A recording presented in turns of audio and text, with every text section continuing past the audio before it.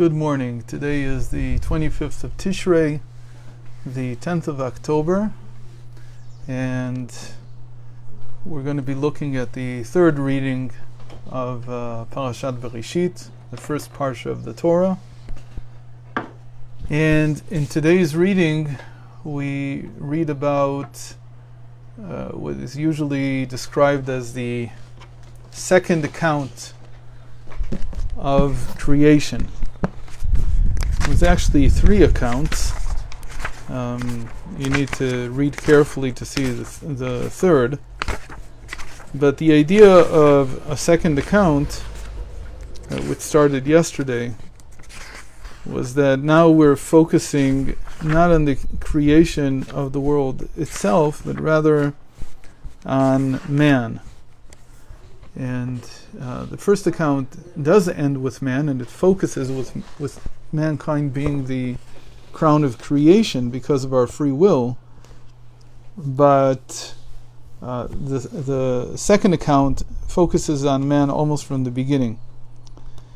And yesterday we read about the formation of the Garden of Eden, and then man is taken and put into the Garden of Eden, and the first verse in our reading today is man giving names to all the life forms, all the animals. But then it says that he couldn't find a helpmate, he couldn't find his partner. And so the Torah says God did not want the human to witness its female side being severed from its male side. This is the way the Rashi reads it, that somehow the first human included both the feminine and masculine aspects of humanity. So God cast a deep sleep upon the human, and he slept. He then took one of its sides, meaning one of the aspects, the female side, off the male side, and closed the cut made in the flesh in its place. And God built up the side that he had taken from the human into a woman, and he brought her to the man. And so now we have Adam and Eve. And it's confusing for English speakers because the word Adam in Hebrew also means Adam, human. It's both a name that people associate with a person, like a given name, but it also means human in general.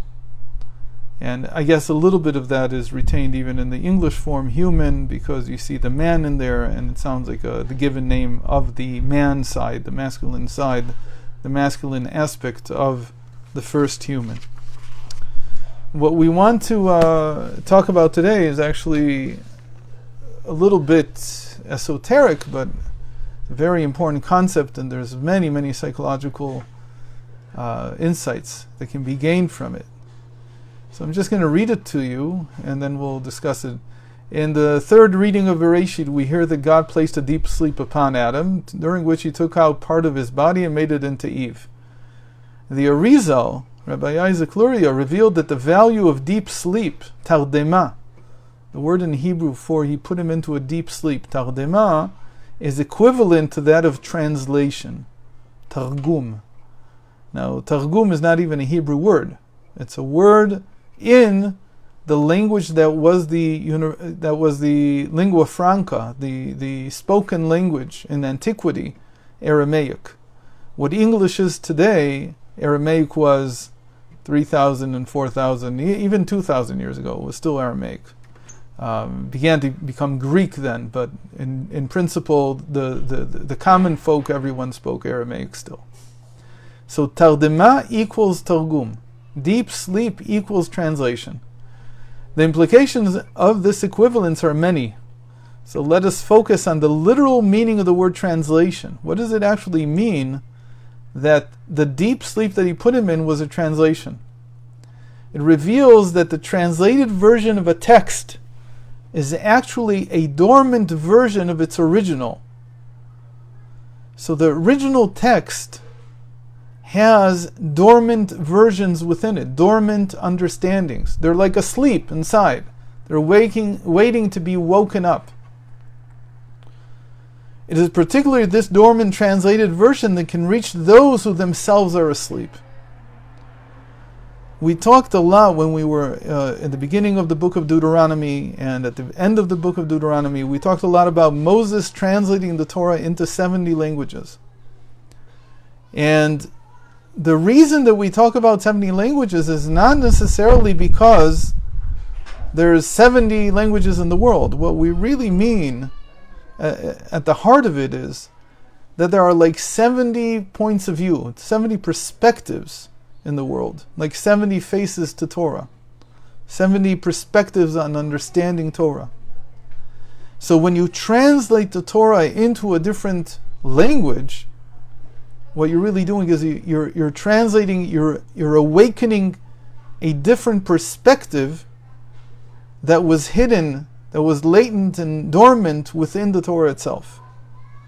You can only do that through translation. Sometimes when an idea is translated into another language or into another set of metaphors, individuals whom the original did not impress are suddenly woken up and can relate to it. I have a friend who's an expert at this. He translates Torah into academic language.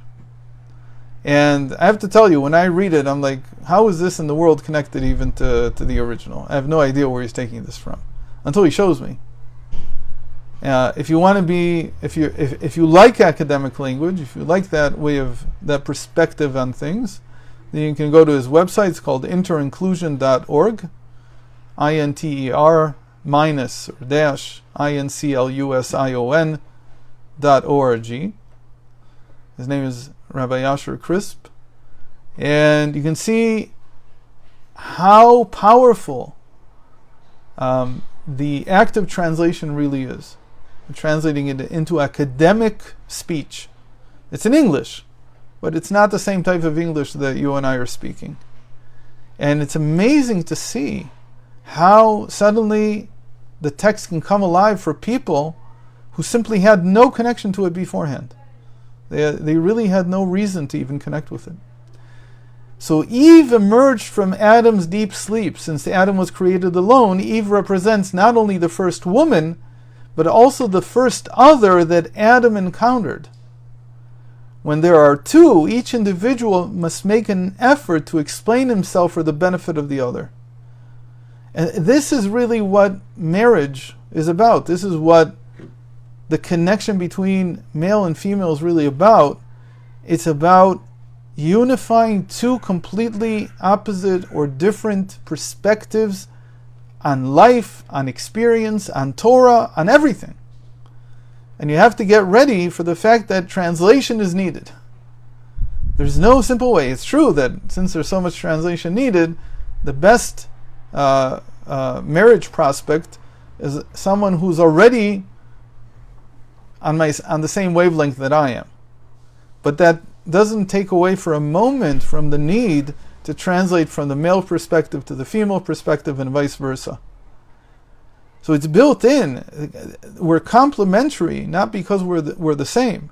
We're complementary because we need to cross this gap that is created by being separate bodies, by having a different perspective. And I say separate bodies leading to a separate perspective because if my eyes are here looking out at you, and your eyes are in you looking out at me, so that's how our bodies create these different perspectives. And automatically we see the world from a different point of view altogether.